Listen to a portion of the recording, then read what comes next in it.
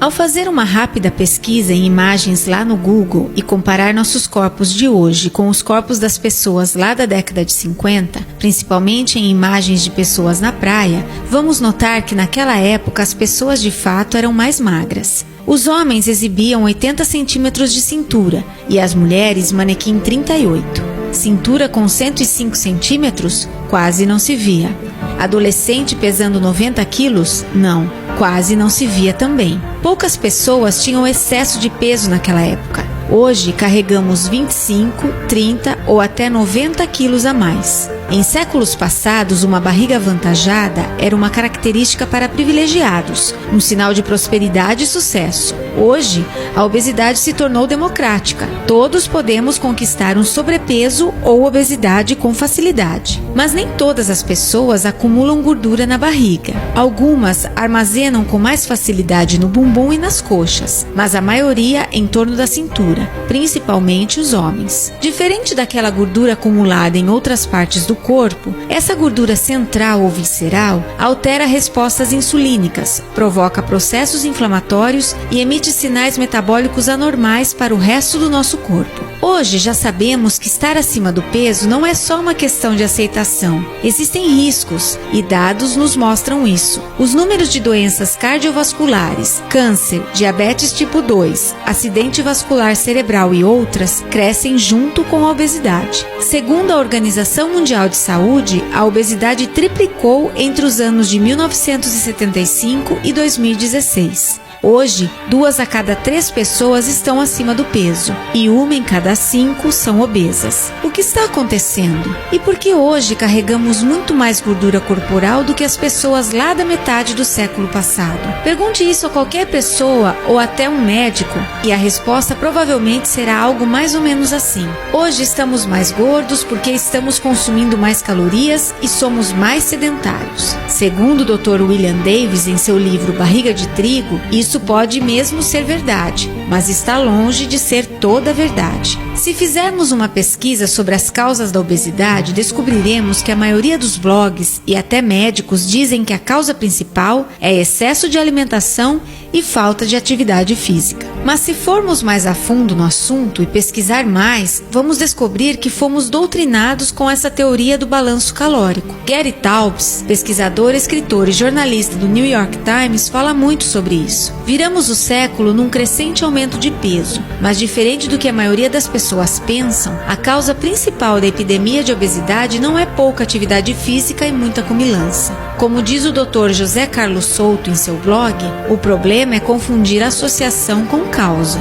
Uma pessoa que come o tempo todo está sempre com fome e não para de engordar. Pode ser acusada de gulosa, esfomeada ou outras palavras não carinhosas nesse sentido. Mas o que essa pessoa pode não saber é que, por exemplo, ela pode ter alta resistência à insulina e desequilíbrio dos hormônios da fome e saciedade, a grelina e leptina. E a atividade física? Algumas matérias em blogs insistem na ideia de que hoje movimentamos menos do que as pessoas do século passado. Hoje andamos menos a pé, temos controle remoto, temos o Uber e menos trabalhos braçais. E tudo isso é verdade, mas não a causa do aumento da obesidade. O Dr. Jason Fung disse a seguinte frase, abre aspas, o exercício físico é como escovar os dentes. Ele faz bem e deve ser feito todos os dias. Só não espere perder peso. Fecha aspas. O Dr. David Perlmutter também disse uma frase interessante, abre aspas, as calorias que perdemos com exercícios físicos moderados são insignificantes para a perda de peso. Fecha aspas.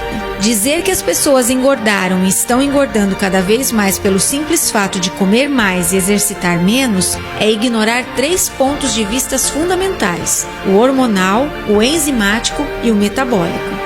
Essa visão simplista e limitada em calorias ignora também o fato de que as calorias não são iguais, ou seja, o fator qualidade é muito mais importante do que o fator quantidade. Quantidade não é tudo.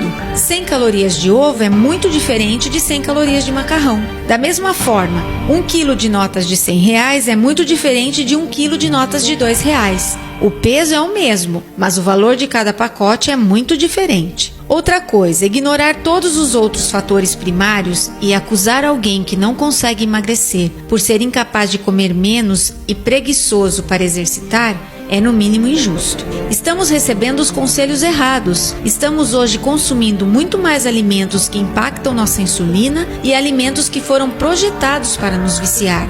As taxas de obesidade não vão parar de crescer enquanto as autoridades de saúde não mudarem seus conselhos. Não podemos resumir o ganho ou perda de peso a um simples cálculo calórico. Hoje temos mais gordura corporal em comparação com as pessoas da década de 50.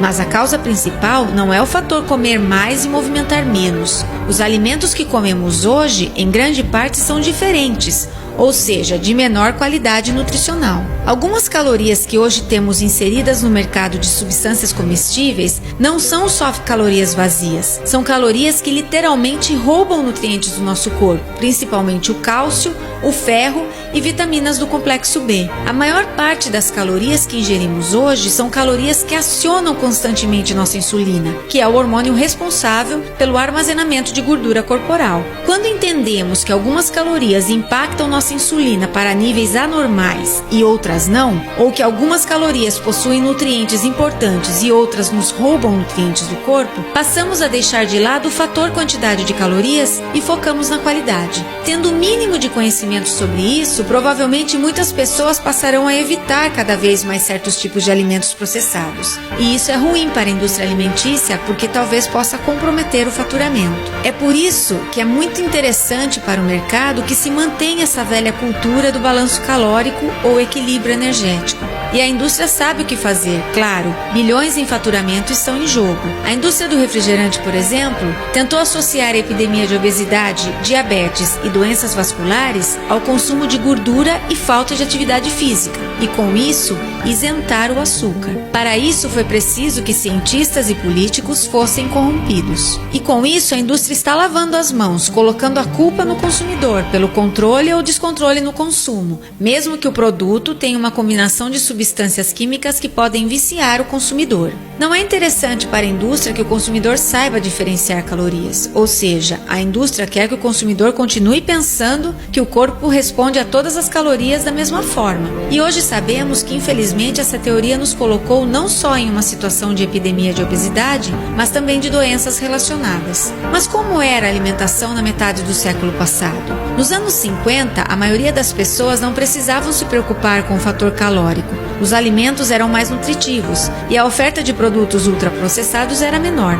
O fast food não era tão comum quanto hoje. As refeições eram preparadas em casa e eram momentos sagrados. Quase não se trocava, por exemplo, o jantar por um lanche acompanhado de refrigerante, coisa que é muito comum hoje, principalmente pela praticidade. Nossas vidas são mais corridas. As refeições eram mais ricas em proteínas, gorduras saudáveis e vegetais, e eram pratos com menos carboidratos em relação aos dias de hoje. O consumo de carboidrato nos anos 50 estava na faixa de 40% entre os macronutrientes. Hoje o nosso consumo está na faixa de 60%. Hoje em dia é muito comum o consumo de lanches à base de carboidratos refinados. Naquela época as pessoas não comiam de 3 em 3 horas, coisa que hoje fazemos seguindo as recomendações, e com isso mantemos nossa insulina sempre nas alturas. As guloseimas geralmente eram feitas em casa, com ingredientes mais naturais e consumidas na hora, livre dos conservantes e corantes que encontramos em tudo hoje em dia. Hoje temos os produtos light, diet ou zero se fazendo de saudáveis, mas cheios de substâncias químicas. Naquela época não existia isso. E o açúcar? O açúcar, aumentamos o consumo em 40%. 1/3 disso está só nas bebidas adoçadas. Mas é importante também entender que as pessoas começaram a engordar em uma velocidade maior justamente quando algumas instituições começaram a nos dizer o que deveríamos comer. Em 1992, o Departamento de Agricultura dos Estados Unidos criou então a pirâmide alimentar. O objetivo era instruir as pessoas e ilustrar sobre o que é mais ou menos saudável. E por incrível que pareça, e muita gente não sabe, é que essa pirâmide foi criada por políticos e não cientistas. Muitos países seguiram os conselhos da pirâmide e o Brasil não ficou de fora disso. Repare que na base da pirâmide aparecem justamente aqueles alimentos menos nutritivos e mais engordantes, os carboidratos processados e industrializados que colocam nossa glicemia nas alturas. E não é à toa, vamos pensar um pouco. A quem interessaria colocar na base da pirâmide alimentar alimentos naturais que não podem ser patenteados. Outra coisa, a pirâmide alimentar que nos aconselha a comer